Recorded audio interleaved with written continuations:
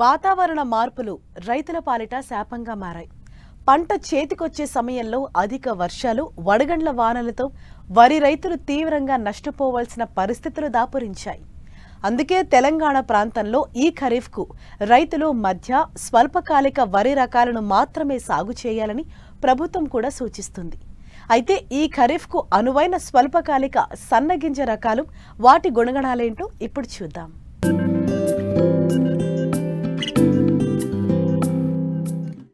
తెలంగాణలో చెరువులు, బావుల కింద వర్షాధారం చేసుకుని ఖరీఫ్లో అధికంగా వరి సాగు చేస్తూ ఉంటారు రైతులు.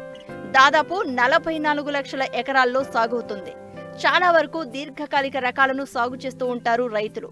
ఈ రకాల పంట కాలం 150 రోజులు ఉంటుంది. వాతావరణ మార్పుల కారణంగా పంట చేతికొచ్చే సమయంలో అధిక వర్షాలు, వడగళ్లు కురవడంతో పంట మొత్తం నేలపాలవుతోంది. ఈ నేపథ్యంలో మధ్య స్వల్పకాలిక రకాలను సాగు చేయాలని సూచిస్తున్నారు శాస్త్రవేత్తలు. మధ్యకాలిక రకాలు జూలై మొదటి వారం వరకు పోసుకునే అవకాశం ఉండగా, స్వల్పకాలిక రకాలు జూలై చివరి వరకు పోసుకోవచ్చు. అసలు ఖరీఫ్ కు అనువైన మధ్య స్వల్పకాలిక రకాలేంటి, వాటి గుణగణాలేంటో రైతులకు తెలియజేస్తున్నారు నల్గొండ జిల్లా కంపాసాగర్ వ్యవసాయ పరిశోధనా స్థానం సీనియర్ శాస్త్రవేత్త డాక్టర్ ఎన్ లింగయ్య. సో వచ్చే వర్షాకాలానికి మనము ఇలాంటి విపత్తుల నుంచి తప్పించుకోవాలంటే మనము స్వల్పకాలిక రకాలను ఎంచుకోవడమే అతి ఉత్తమమైన మార్గము. అందులో చూసుకున్నట్లయితే మనకి ఇక్కడ చూసుకున్న రకం మనకు WGL 962 అనే రకము 2021 సంవత్సరంలో వరంగల్ ప్రాంతీయ వ్యవసాయ పరిశోధన స్థానం నుంచి విడుదల చేయడం జరిగింది. వరంగల్ రైస్ 2 అనే పేరుతోటి ఇది విడుదల కావడం జరిగింది.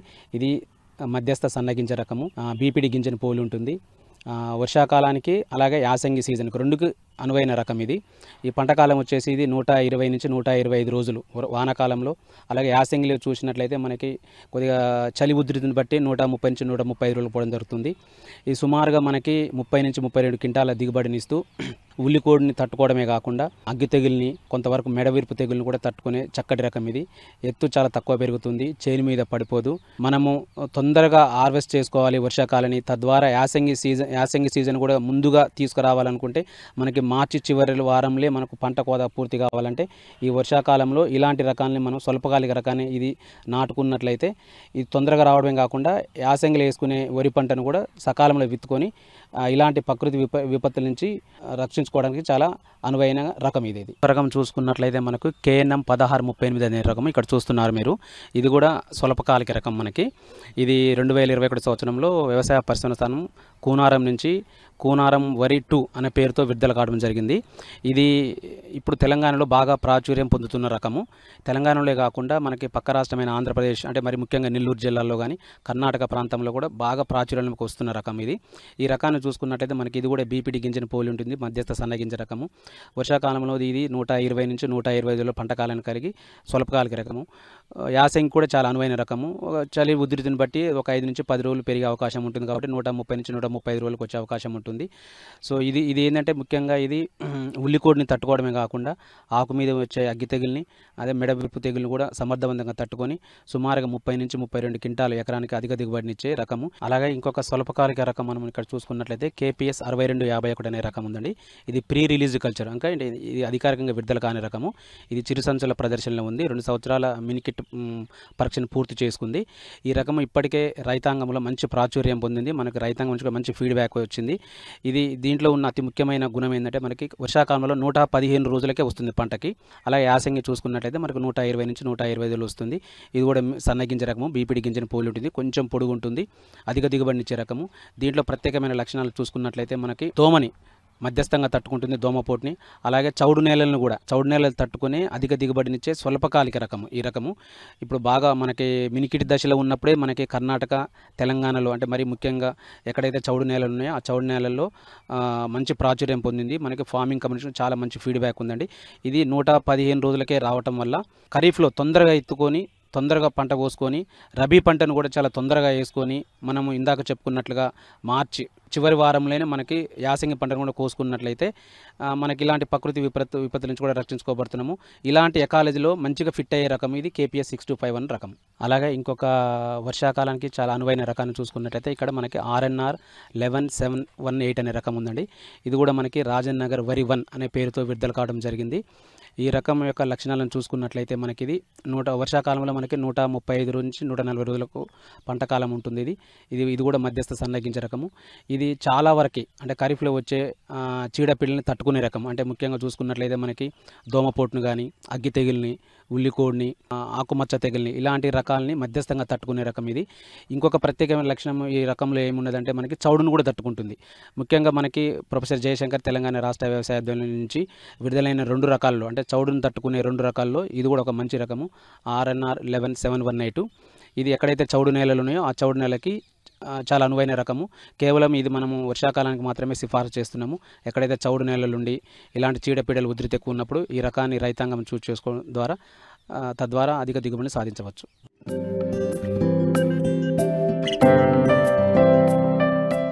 వాణిజ్య సరళిలో సాగయ్యే దుంపజాతి కూరగాయ పంటల్లో కందను ప్రధానంగా చెప్పుకోవచ్చు. కంద ఎక్కువగా గోదావరి జిల్లాలలోనూ, కృష్ణా, గుంటూరు మరియు ఖమ్మం జిల్లాలో సాగులో ఉంది. ఈ పంటను సాగు చేయడానికి ఇదే సరైన అదును. కాబట్టి రైతులు విత్తనం ఎంపిక దగ్గర నుంచి ప్రతి దశలోనూ శాస్త్రీయతను పాటించినట్లయితే ఎకరాకు 30 టన్నుల వరకు అధిక దిగుబడులు పొందే అవకాశం ఉంది. కొన్ని ప్రాంతాల్లో ఇప్పటికే దుంపలను నాటగా ప్రస్తుతం నాట్లు వేసే రైతాంగం ఎలాంటి మెళకువలు పాటించాలో ఇప్పుడు చూద్దాం.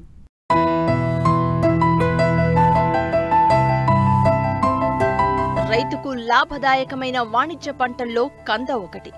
కందను ముఖ్యంగా కూరగాయగాను, పచ్చళ్ల తయారీకి వినియోగిస్తారు. దీనిలో ప్రధానంగా పిండి పదార్థాలు, ఖనిజ లవణాలు, విటమిన్ A, విటమిన్ B ఎక్కువగా ఉంటాయి. కందను నాటడానికి మే, జూన్ నెలలు అనుకూలంగా ఉంటాయి. ఉభయ గోదావరి జిల్లాల్లో నవంబర్, డిసెంబర్ మాసాల్లో కూడా నాటుకోవచ్చు. మన ప్రాంతంలో ప్రధానంగా గజేంద్ర రకం ఎక్కువగా సాగులో ఉంది. దీని పంటకాలం 7 నుంచి 8 నెలలు. కంద సాగులో విత్తనపు ఖర్చే ఎక్కువగా ఉంటుంది. దాదాపు ఎకరానికి 6 నుంచి 7 టన్నుల విత్తనం అవసరం పడుతుంది. విత్తనాన్ని ఇతర రైతుల నుంచి కొనుగోలు చేసే అవకాశం ఉన్నప్పటికీ అది వ్యయ ప్రయాసలతో కూడుకున్న పని. ఒకవేళ విత్తనంలో నాణ్యత లోపిస్తే పంట దెబ్బతినే ప్రమాదం ఉంటుంది. పైగా రైతుకు ఖర్చు కూడా భారమవుతుంది. అంతేకాకుండా రవాణాలో విత్తనాలు నలిగి మొలక శాతం దెబ్బతినవచ్చు. అందువల్ల సొంత విత్తనాన్ని వాడడమే మంచిది. ఇలాంటి ఇబ్బందులను అధిగమించడానికి రైతులు పండిన పంటలో కొంత దిగుబడిని విత్తనం కోసం దాచుకుంటారు.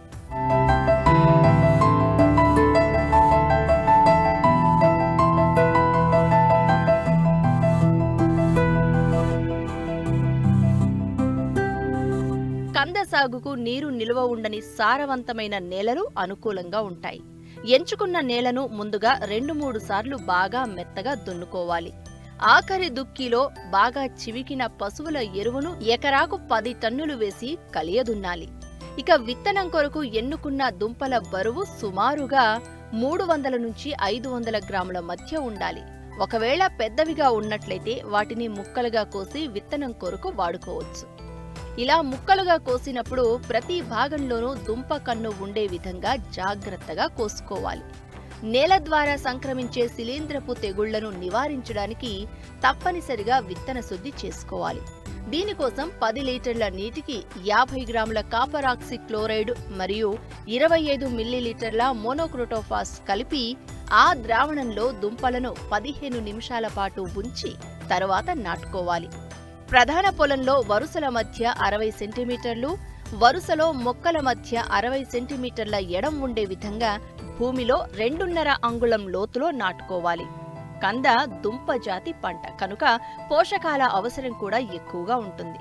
ఆఖరి దుక్కిలో పశువుల ఎరువుతో పాటుగా రసాయనిక ఎరువులైన సింగిల్ సూపర్ ఫాస్ఫేట్ 150 కిలోలను వేసుకోవాలి.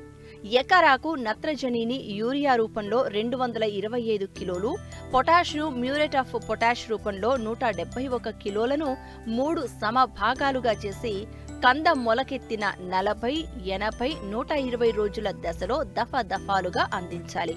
కొంతమంది రైతులు ఎరువులను దాళ్లలో వెదజల్లి నీరు పెడుతూ ఉంటారు.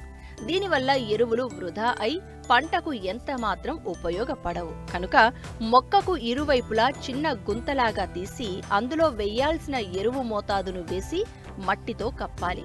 ఎరువులు వేసిన వెంటనే తప్పనిసరిగా ఒక నీటి తడిని ఇచ్చినట్లయితే వీటి వినియోగ సామర్థ్యం పెరుగుతుంది.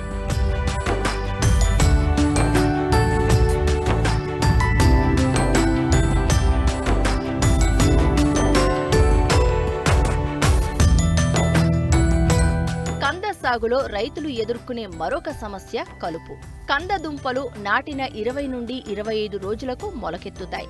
ఈలోపు కలుపు మొక్కలు పెరిగి మనం అందించే నీటికి, ఎరువులకు పోటీ పడుతూ ఉంటాయి. కనుక విత్తిన వెంటనే భూమిలో తగినంత తేమ ఉన్నప్పుడు ఎకరాకు 2 లీటర్ల బ్యూటాక్లోర్ లేదా 1 లీటరు పెండిమిథాలిన్ 200 లీటర్ల నీటికి కలిపి భూమిపై సమానంగా పిచికారీ చేసుకోవాలి.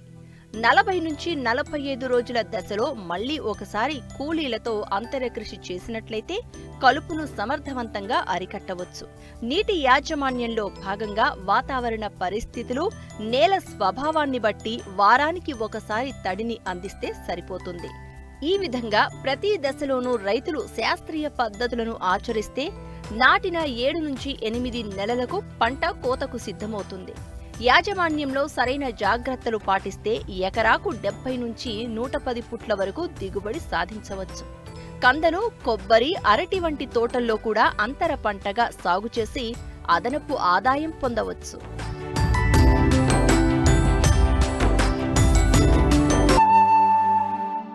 తెలుగు రాష్ట్రాల్లో విస్తారంగా సాగుతున్న పండ్ల తోటల్లో నిమ్మ ఒకటి.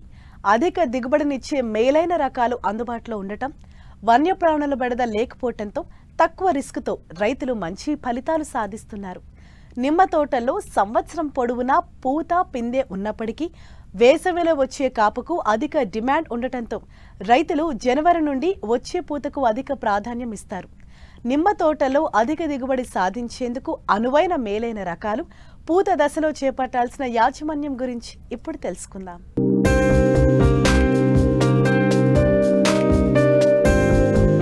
ఆంధ్రప్రదేశ్లో అధిక విస్తీర్ణంలో సాగయ్యే పండ్ల తోటల్లో నిమ్మ ఒకటి.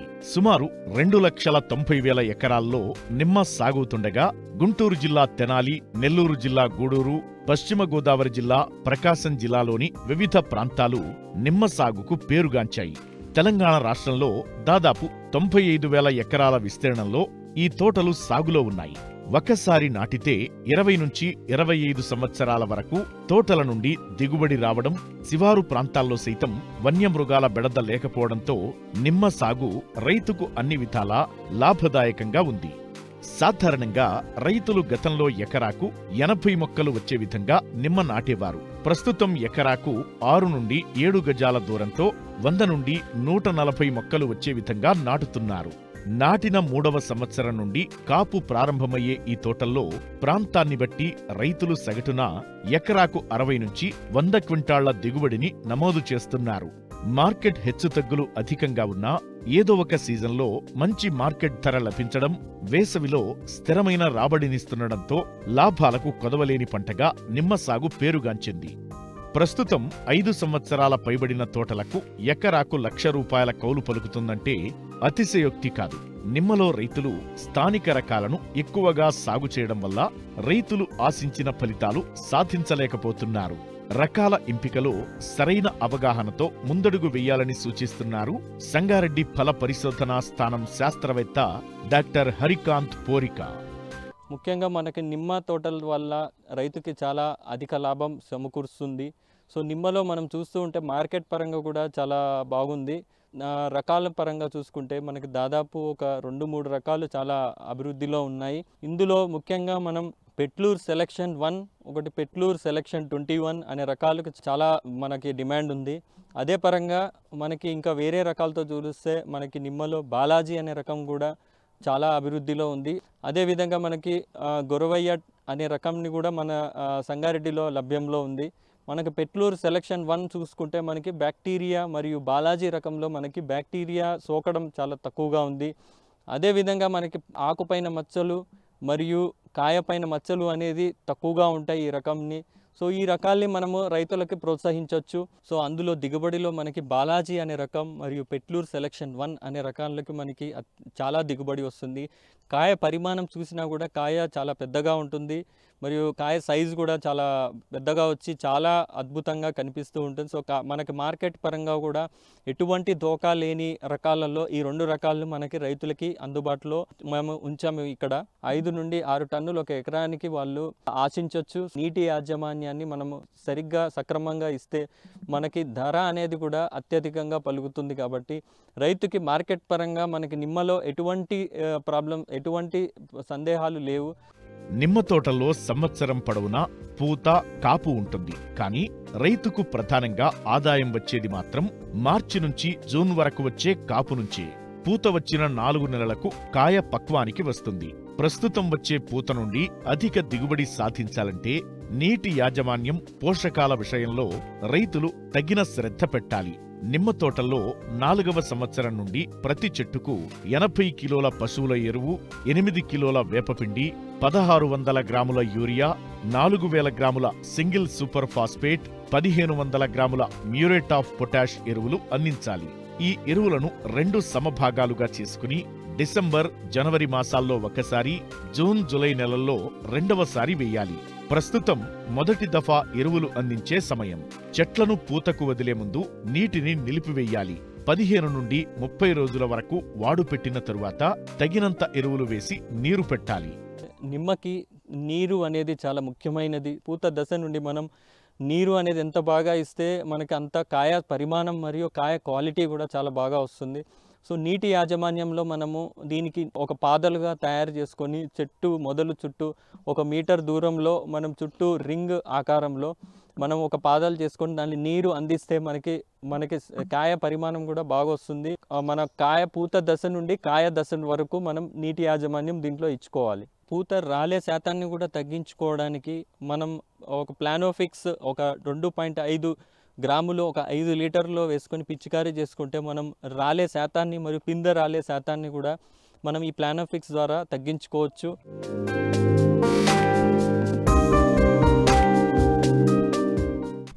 శుభకార్యం వచ్చిందంటే తప్పకుండా తమలపాకులు ఉండాల్సిందే. అంతేకాదు, ఈ ఆకులు నమలడం వల్ల ఎన్నో ప్రయోజనాలు ఉండటంతో మార్కెట్లో మంచి డిమాండ్ ఉంది. అయితే సాగులో సరైన అవగాహన కలిగి ఉండాలి. ఇలా అవగాహనతో 20 ఏళ్లుగా తమలపాకు సాగు చేస్తూ మంచి లాభాలు గడిస్తున్నారు కడప జిల్లాకు చెందిన కొందరు రైతులు.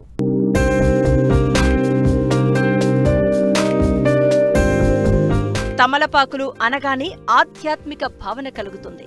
తమలపాకుతో ఆరోగ్య ప్రయోజనాలు చాలా ఉన్నాయి. ఎముకల దృఢత్వానికి తోడ్పడే calcium, folic acid, vitamin A, సిలు తమలపాకుల్లో పుష్కలంగా ఉంటాయి. ఇది రోగ నిరోధక శక్తిని పెంచుతుంది. అలాగే ఫైబర్ కూడా ఎక్కువగా ఉంటుంది. జీర్ణ వ్యవస్థకు తోడ్పడుతుంది. భారతదేశ సంస్కృతిలో తమలపాకు ప్రధాన పాత్ర పోషిస్తుంది. అయితే ఎప్పుడూ తమలపాకుకు మంచి డిమాండ్ ఉంటుంది. అయితే ఈ తోటలు సాగు చేసేటప్పుడు మాత్రం జాగ్రత్తగా ఉండాలి. వాతావరణ మార్పులతో చీడపీడల ఉధృతి, ప్రకృతి వైపరీత్యాలు ఏర్పడినప్పుడు పంట నష్టపోయే ప్రమాదం ఉంది. కనుక సరైన అవగాహన ఉండి అదునుకు తగ్గట్లు సేద్యం పనులు చేసుకుంటే ఆదాయం ఉంటుంది. అలా 20 ఏళ్లుగా ఈ పంట సాగులో అనుభవం గడించి మంచి లాభాలను పొందుతున్నారు కడప జిల్లా దువ్వూరు మండలం కృష్ణంపల్లి గ్రామానికి చెందిన రైతు మీరావలి. మేము ఈ తమలపాకు ఫీల్డ్లో 20 సంవత్సరాలు, దాదాపు 20 సంవత్సరాల ఫీల్డ్లో ఉన్నాము. మాకు వచ్చేసి దీని ఖర్చు వచ్చేసి మే నెలలో దుక్కి దున్నేసాము. దుక్కి దున్నేసిన తర్వాత ఈ సేంద్రియ ఎరువులు ఇవన్నీ దాంట్లో కలిపేసాము. కలిపిన తర్వాత ఔషధ విత్తనాలన్నీ తీసుకొస్తాము. మామూలుగా సేద్యంలో వేస్తాము.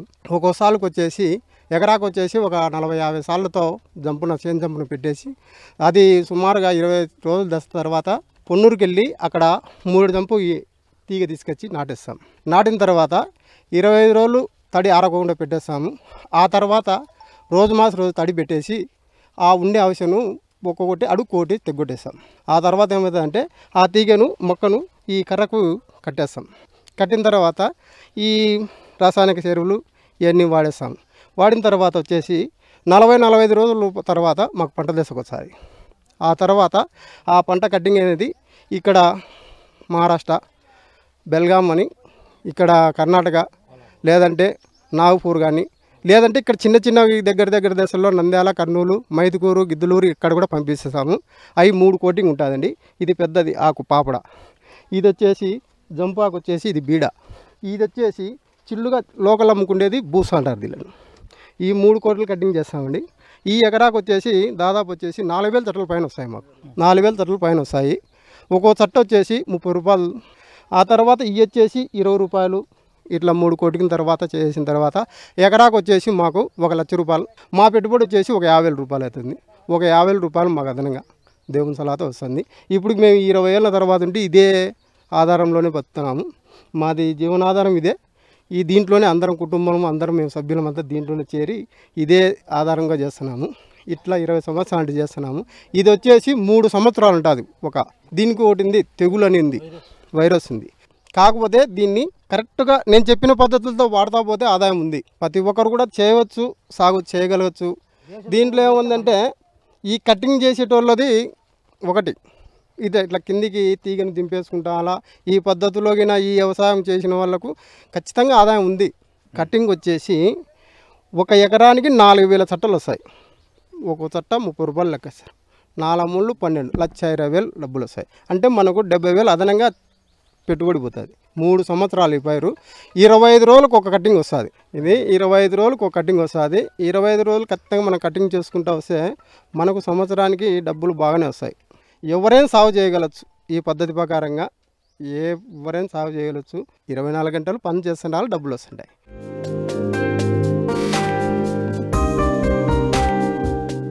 వ్యవసాయంలో సమస్యలకు, సందేహాలకు సమాధానాల కోసం మట్టి మనిషి రైతుకు అండగా నిలుస్తోంది. మీరు సంప్రదించవలసిన చిరునామా మట్టి మనిషి 10 TV, road number 36, Jubilee Hills, Hyderabad 500033. మా ఫోన్ నెంబర్ 04030010110 మరియు 889718618611.